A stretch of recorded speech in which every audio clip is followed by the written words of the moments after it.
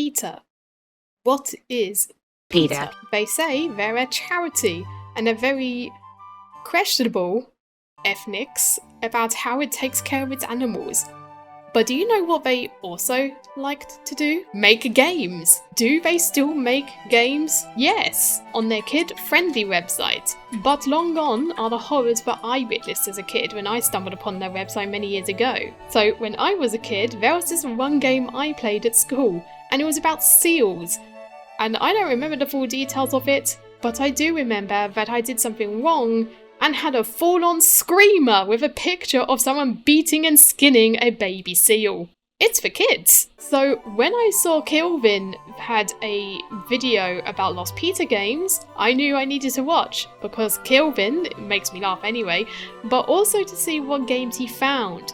So I was actually surprised that a couple, while still on the PETA Kids website, cannot actually be played. He said in his video to let him know if you find a way to play. So I thought I would do one better and show you these games. A link to Keelvin's original video and channel are down below in the description, so you should go watch that first before watching mine. With that said, let's have a look at these games. Apart from Circus Slam, that one was on iOS and it's no longer on the App Store, and the developers do not have it on the GitHub page. Our first game is Holiday Snowball Fight, a game where you have to throw snowballs at Madonna, Donna Karen, and the Olsen twins, and I'll be honest, I have no idea why PETA hated them at the time. Maybe they still do, I don't really know, I'm not all up to date with it. Fur hags are on the loose. Don't let Madonna, Donna Karen, and the Olsen twins push fur this holiday season. Be careful not to hit the shoppers. So to play, you just use your mouse and throw snowballs at them. They're pretty distinctive, so you shouldn't have too much trouble telling them apart from the granny and the other blonde woman.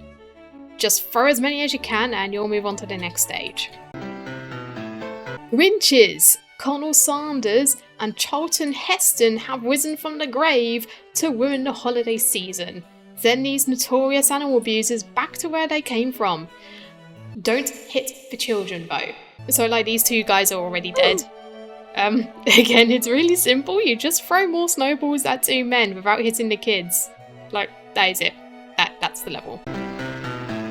8 Bells jockey, who has been working at Santa's workshop since he lost his racing job, is now trying to race reindeer. Your help is needed, but watch out for the elves. So again, you throw snowballs at two guys, and this is pretty much it for the game. I'll be honest, this is basically the entire game, but we do have one more level to look at. Sarah Palin is trying to hunt Santa's reindeer. You must save Rudolph and friends, but be sure not to hit the reindeer. So the only person you need to hit is Sarah Palin, who is everywhere at once. She's just everywhere. Once you complete the game, you do get a final score and a picture of Sarah Palin being kicked in the face by Rudolph. However, this game lacks something. It does not bring the anxiety attack I used to have when playing PETA games. So I thought, what if I just don't throw snowballs? So I started the game again and threw absolutely nothing. Instead, I watched TikToks on my phone and let the game run in the background. There we go. Stops the flies getting on it overnight. Nothing happens if you don't throw any snowballs, you just get told to try again and to work on your aim. Elements Never Forget is a picture matching game that has a different name on the game itself, where it calls itself Match It. I don't know why it's called Match It, no one knows why it's called Match It, it just is. So naturally I chose the hardest difficulty because I am smart, and single player because I wasn't going to wake up my partner and go, please play this PETA game with me, it'll be fun. It's a pretty simple game, you have to match tiles, there is a timer and music that just constantly loops and makes it sound like I should have an anxiety attack, but not a huge one, a little one, as a treat. What is interesting is that PETA do use real photos of elephants in harmful circumstances, such as being tied up or hurt, which, okay, sure, I guess I can see what you're trying to do, but there's no explanation. You see a picture and that's it. No explanation or circumstances. Now granted, there shouldn't be any circumstances. However, if you are trying to educate kids, you do need to give context. All the levels are the same, you just get more cards. So I did the same again after completing the game, and just decided to let it run in the background while I watched TikToks again to see if PETA will do anything further once the time runs out. Nothing beats a Jet2 holiday. Nothing. You just get told you didn't make all the matches, and then it taunts you, asking if it was a little too hard. Seal's Slalom is a pretty simple game. You are a seal, and you're on a sled. You have to get to the bottom of the hill on your sled as fast as possible. So you just need to use the arrow keys, don't get hit by the guys with clubs. Collect snowflakes and you go fast. Simple. I'm a pro at this, by the way. I did this in like 59 seconds, so beat that everyone else. Again, it's nothing too thrilling, so I thought, what if I just let my seal stay at the guy with a club? Will something happen? Will my seal be beaten, or will I be met with another screamer? No, you get absolutely nothing. You can just stay there for as long as you want and it does nothing.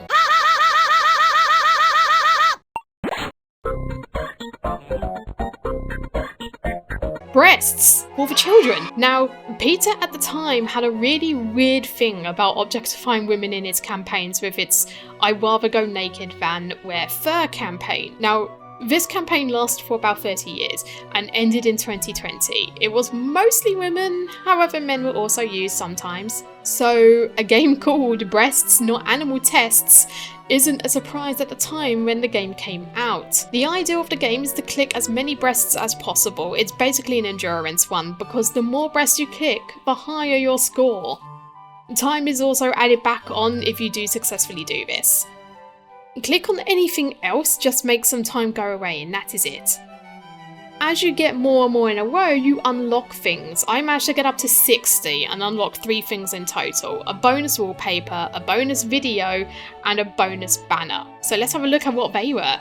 Our bonus wallpaper is a 404 page. Our bonus video is a link to their page called Videos. I'm going to go out on a limb and say this was originally a dedicated video, however, since being programmed to redirect to this page. Our bonus banner is another 404 page. All in all, these games are nothing like PETA's old games. They're just little flash games that offer no value or even teach kids if they get something wrong.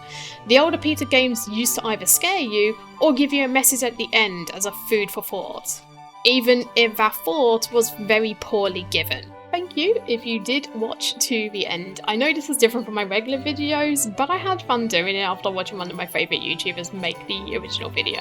So again, be sure to check out Keelvin's video. The link to his channel and the original video are both in the description.